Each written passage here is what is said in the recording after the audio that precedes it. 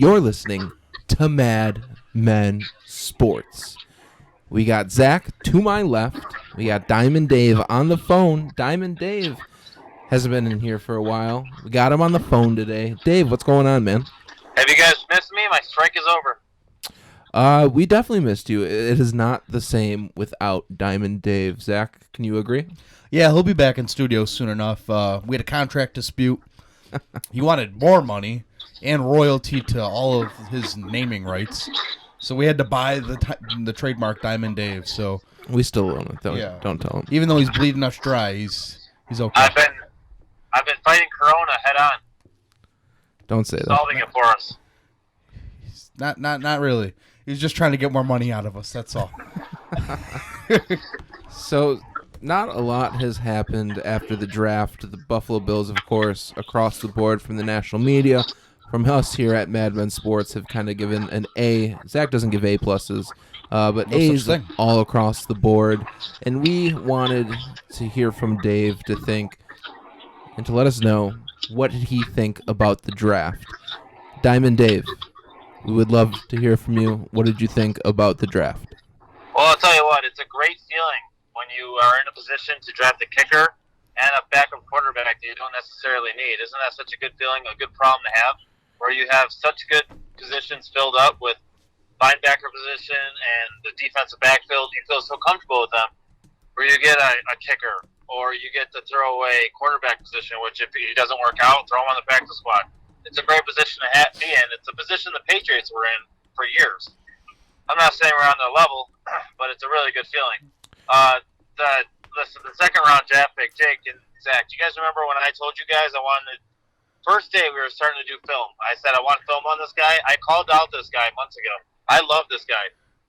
I think he's going to be the defensive rookie of the year. I think the Bills have an absolute steal, and I listened to the podcast last week. I know Zach agrees with me. And the running back, I'm honestly not crazy about. I know a lot of people are. I'm okay. I didn't want a younger guy. I wanted to trade for Fournette or get a guy trainer, just roll with Yeldon. I don't like the whole two young running back position because obviously you're not going to keep one of them in probably 2-3 years. It's good to have trade bait, but it's also a good problem to have. I like the player itself. I would have loved to get another pass rusher there. But Dave, I love the receiver depth we have. I think it spells trouble for Foster and probably Duke Williams if these guys shine, and maybe McKenzie. I don't know. We have, I think, we drafted 3 wide receivers, right? 2. Yeah, 2. Dave, let me interrupt you real quick, and I'm going to tell you why I disagree about having two-headed monsters in your backfield. I mean, you look at a lot of teams. You look at Melvin Gordon and Austin Eckler in, I guess now, Los Angeles. You look at a year ago in New Orleans, you had Mark Ingram, you had Alvin Kamara. This league is... Look at New England. Look at New England. New England has like 6 running backs. Damian Harris, Sony Michel, James White, Rex Burkhead. I mean, just the kind of way this league is kind of forming is very different. I mean, yeah, we're still heavy through the air, but most teams have 2 really good running backs. So that's where I just kind of disagree with you. And I mean, we haven't had you on the podcast, so we kind of have to bust some balls here, but... And Leonard Fournette blows. And I'll take that to my grave. I don't think he blows, but I don't think that You're just trying to keep his fantasy trade value afloat. Yeah, he blows. Well, you look at the Chargers and you look at Gordon and Eckler. It didn't work out for them. Gordon ended up holding out, and I love the two-headed monster idea. I would have loved a different position at that pick. I would have loved another defensive lineman or something that. I just don't think we were in a position to be drafting a running back when Singletary played really well last year. Absolutely. Get him some help. That being said, it's another thing that Josh Allen has 0 excuses for. This guy has all the help in the world right now, with our first-round pick being Diggs, or if you look at it that way. And Knox supposed to flourish in a second year with Brown coming out and saying what he said today.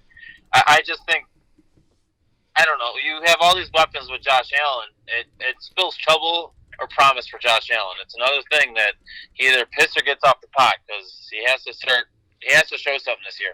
And he has to start showing something if he wants contract. I'm sure contract talk's going to come up with him real soon. His 3rd year. I guess he still has his 4th for his 5th round pickup. So, I mean, he's still got a couple more years until that second contract comes around. Trey White is really who we have to worry about. Dave, how you feel about Jake Fromm? Well, how do you guys feel about Barkley? Do you think Barkley should be done? No, I think that they're going to run with 3 quarterbacks, especially with the league expanding its game day rosters coming up. I think that there certainly is value because, I mean, we all know Matt Barkley isn't getting any younger. So if he does, for some reason, have to step in, I would certainly like a really good – because, I mean, if you look at him in Georgia, he took the team to the national championship. This guy isn't a scrub. I mean, I know that his physical attributes don't kind of match a prototypical NFL quarterback, but I kind of want to see this is truly a project quarterback, what Josh Allen was supposed to be. But Jake Fromm, is more far along in that process than Josh Allen was when we drafted him. But it'll be excited to see what we can do with Ken Dorsey and Josh Allen and Matt Barkley. Yeah. Well, I mean, like I think if anything, Ken Dorsey has shown how good of a quarterback coach he is, and I have all the faith in him. And I do think Jake Fromm is awesome to have. I'm not done with Barkley yet, though. I'm okay with Barkley being the backup still. I'm okay with Jake Fromm maybe going on practice squad and the team having to maybe just pick him up on their own. I don't know. I'm okay with the risk of Jake Fromm, but I'm not ready for Jake Fromm to do anything to be dependent on yet. I also want to see what he does in training camp. There's a long way to go with him. Zach, you said you wanted to say something about Jake Fromm? Yeah, I mean, I mentioned this last week. Their quarterback room isn't going to be a competitive one. It's going to be a room that is going to be conducive to learning. You're going to want Barkley teaching Fromm just opening up more ideas for the offense. He's faced some great defense in the SEC. Josh Allen kind of, tutoring a guy so he can kind of see things deeper, get a better understanding, sharpen his sword. Make the quarterback room better every day. That's going to be the environment. Definitely. And yeah, I mean, I don't think it's any risk, like you said, Dave, kind of keeping Jake Fromm on. I mean, a lot of teams still roll with 3 quarterbacks. So I think having this young guy, I mean, he's a 5th-round pick, if I'm not mistaken. My apologies if he's not. So even if we can use him for trade assets further down the line as well, and we don't ever end up using him, fine, that's perfect. That's just maybe we can get like a 2nd or a 3rd for him later down the road. Well, it's a good problem to have. I agree, Jake. Definitely, yeah. What do you think about the wide receivers? I know you were talking about how this kind of lights a fire, could smell trouble for Robert Foster, maybe Isaiah McKenzie, Duke Williams. Give your thoughts about some of the wide receivers. I think it's good depth at the position. I think it's good. I think Foster is pretty much done. I know he signed his tender or whatever.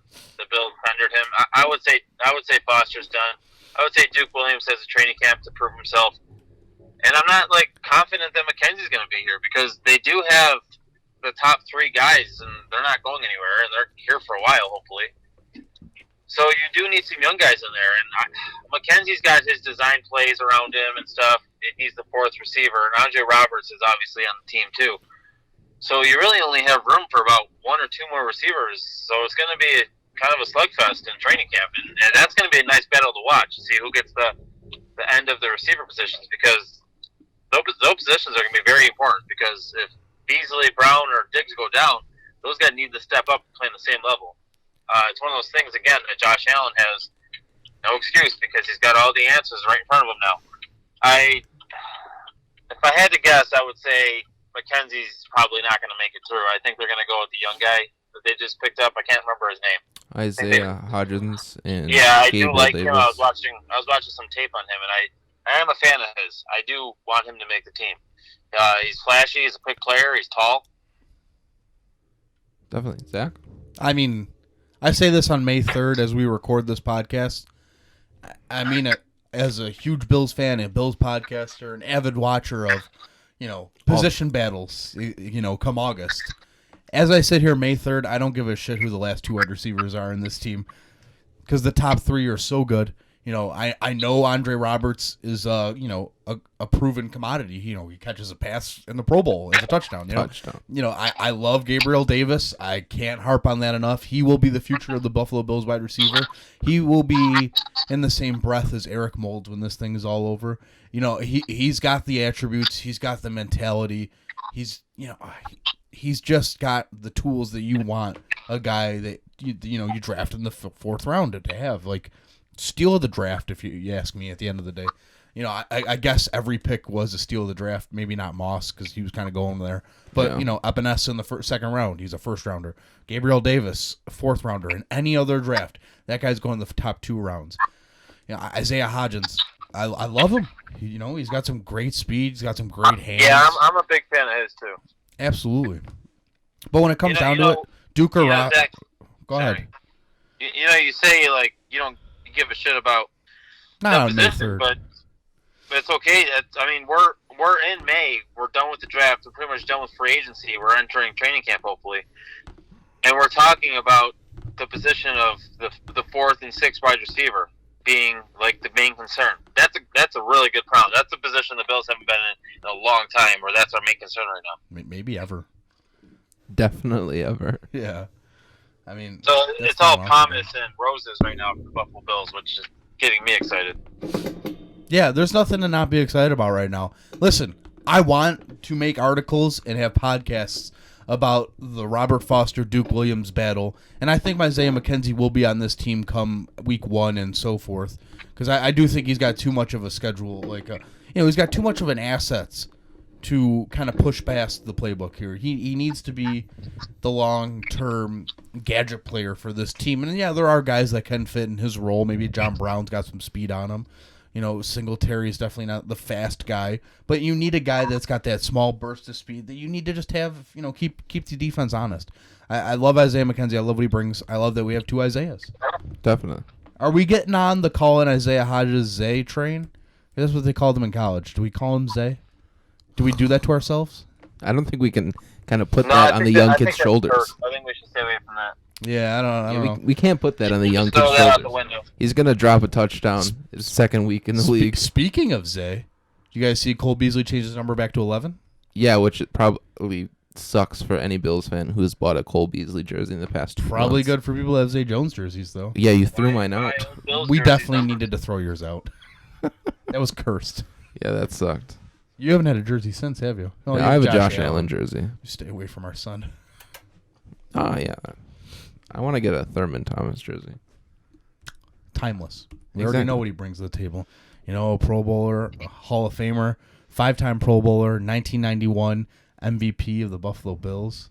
Of the league or the Bills? The towel's above your head, don't worry. You're just reading. 5 times. I wasn't just ripping it off. Blue Rock Energy. Yeah, exactly. No, but listen, great ideas, great comment. Guys, we're talking about the 5th and 6th wide receivers on this team. What's the weakest link on this team right now? Jake, what do you got? I want to go last. Thank you, David. You go last, buddy. I think the easy answer, and I might just be cherry picking because I've been saying it for the past 6 months. I think it's the right tackle position. I don't think physician. They got an MBA. Or no, an MD, excuse me. Yeah. I think that we need to see more from Cody Ford. Sure, Ty Nsekhe can be available if need Darryl be. Johnson. He is getting a little older and kind of plagued with injuries last year. Cody Ford, of course, towards the end of the season, had kind of picked things up with this weird kind of unknown offseason. It's going to be interesting to see how he progresses. Maybe not my biggest weakness, but my biggest question mark going into the 2020 season is definitely Cody Ford and that right tackle position. My biggest weakness. Now, I'm going to say offense because they were the worst part of the team. I'm going to say cornerback opposite of Trey White, because on the defense as a whole, I would say that was probably their weakest point. Levi Wallace was picked on. I'm a huge fan of Levi Wallace. Any day of the week, a guy that can drag himself by his bootstraps through college, through high school, through, the pro level, being undrafted, starting on the, top 3 defense in the league. This guy's got moxie. This guy's got it. You know what I'm saying? He's got it. Exactly. Levi Wallace, stud. But can he elevate his game in camp with, taken from Josh Norman's, knowledge, elevating the game? Competition breeds success. And there's nothing that hasn't gone his way in terms of competition, being a walk-on at Alabama to a starter in the national championship game. We watched the Jake Fromm highlights. Levi Wallace was all over that game. I'm a big fan of Levi Wallace. I just think, can he come to task this season and earn that next big contract? Because he's due. He's still on tender deals. Mm-hmm. I want to see him sign a big contract. I want to see him step up and be a key contributor to this defense. I just need to see him rise to the occasion, and we have 2 lockdown corners. Yeah, it's going to be interesting. As you said, I mean, we've brought in Josh Norman. We brought in E.J. Gaines.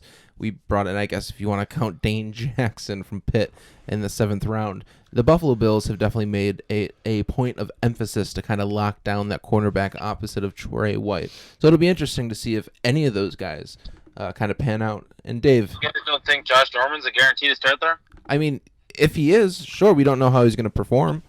I think it'll be split time just like last year. Just give me my daily dose of Taron Johnson, and I'll be all right. Yeah. Yeah, Serene Neal, too. Big fan. Oh, Dave, what's our weakness? Come on, buddy. Very controversial. Here we go. boy. I think it's not only the weakness, but the most unproven position. It's our guy, Josh Allen. We're still not sure what we have. This is the year where we see if he's a weakness or not. There were a game or 2 that we did lose because of him, and he does make mistakes down the line. He does win a lot of games for us, though, so I'm not taking anything away from him. But if we look around, he's the one position that we're still scratching our head about, and we're still saying, all right, is this the year? This has to be the year. Josh Allen, in my opinion, is the weakness. He needs to go out there and prove himself. There's zero excuses out of any quarterback we've had in the past. I'll even argue this with anyone. The past 20 years, he has the most weapons on there. Even the year when Drew Bledsoe had the Molds and Payless Price. I think that, he has zero excuses this year. It's either he has to do it this year, or maybe Fromm gets a look, or we talk about maybe Aaron Rodgers. I don't know. We talk about the options that we're going to have next year on the table. This is the year Josh Allen has to go out there. If he goes out there and performs pretty much under playoff potential, then we need to move on, because it's just this team's too good on paper, and too good pretty much last year too to not do good, especially with the Patriots taking a step back and the Jets being nobody and the Dolphins trying to fight for it. The AFC East should be ours for the taking. We should be one of the top 3 teams. We should be fighting for a bye in the playoffs this year. And that's a bold statement, but it's really Josh Allen's ship to either sail or crash. Yeah, and I'll always stand by, I always think I need to see a little bit more out of Josh Allen, but listen, if he does exactly what he did last year, this team was a playoff team last year. This team was up, 3 scores against a team that they should have beat in the playoffs last year. There's definitely plenty of, he showed me a lot. I'm not saying that he's sink or swim next year. I do think he's got to prove a lot in order to get into an elite status. But he is a playoff quarterback. I'm one of his biggest critics. Anyone that listens to the show, watches the show, knows that I'm one of his biggest critics. But I don't think it's people say it's a contract year. You got to show something this year. I think he's shown enough to earn at least the rest of this rookie deal. Maybe if he, if he takes steps back this year, we're throwing stones and tomatoes. I think we tar and feather the guy. But if he just stays the course, gets a little bit better, I'm not asking for the huge jump he took from rookie year to sophomore year, because I think, we talked to Perino. I say this all the time. I think the offseason between rookie and sophomore year is the biggest, valuable time that an NFL player could have, because they go from college to, scouting, just on and on and on. A lot of rigmarole. They don't have a chance to be a professional. Exactly. And their freshman year to sophomore year, really, they have a time to become an NFL player, get the training they need. And that's something that I think Josh has taken seriously within quarantine and all the above.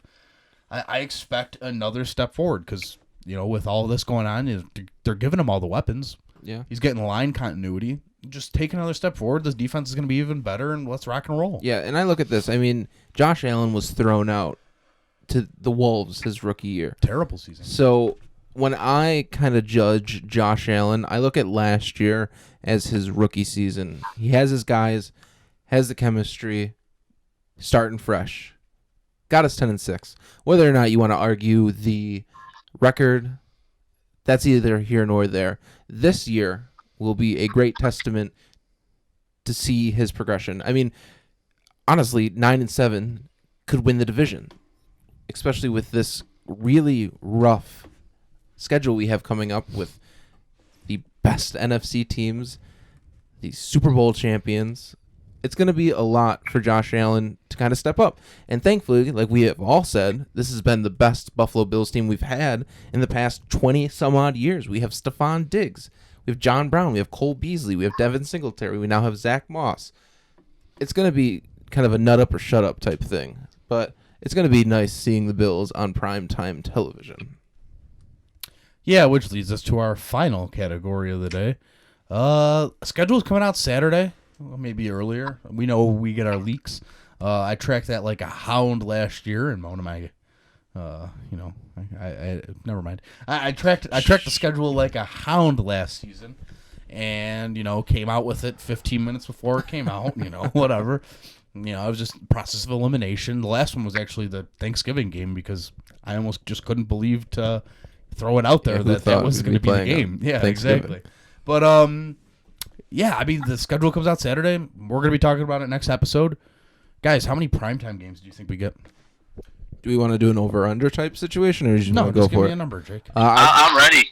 I'm ready to talk about this. Go on, David. Go then. So the reality is the Bills are playing the NFC. What is it? West. Bills are playing the NFC West. 2 of those games are away. The Bills are also playing, well, even with the home games, too, those teams likely won't be playing at 1 o'clock because they're fans. They try to get the fans to watch. Bills are also playing the AFC West. So this is the year where I think the Bills have at least 5 primetime games. What I mean by that was probably maybe 1 or 2 Monday night football games, a Sunday night game, probably a Thursday night game, and some other game flexed in there somewhere because the Bills are also going to be very good. We are playing the West Coast. I'm going to be as bold as to say, prediction-wise, the Bills play Week 1 against the Raiders in L.A., and first team to play in the Vegas game. I think that sucks, though, because it's a late Monday Night Football game, because there is 2 Monday Night Football games that air, probably 10:30. I can't wait that long. I do think the Bills have probably 5 because the Bills have, A, a big fan base, B, an exciting team, and C, the schedule's just aligning this year to have a lot of primetime games. I think it's going to be at least 5, and I think that's normally the area of the Eagles, the Cowboys, the Patriots, and probably the Chiefs. That's the same area as those teams. That's a huge market, and that's exciting for the Bills. Yeah, Jake, I'll go last. Go ahead. I just want to set up a scenario, guys, and I'll answer the question first. I think we'll have 4 primetime games, but here's the scenario. It's the last time I screen share with you. Whatever, it's fine.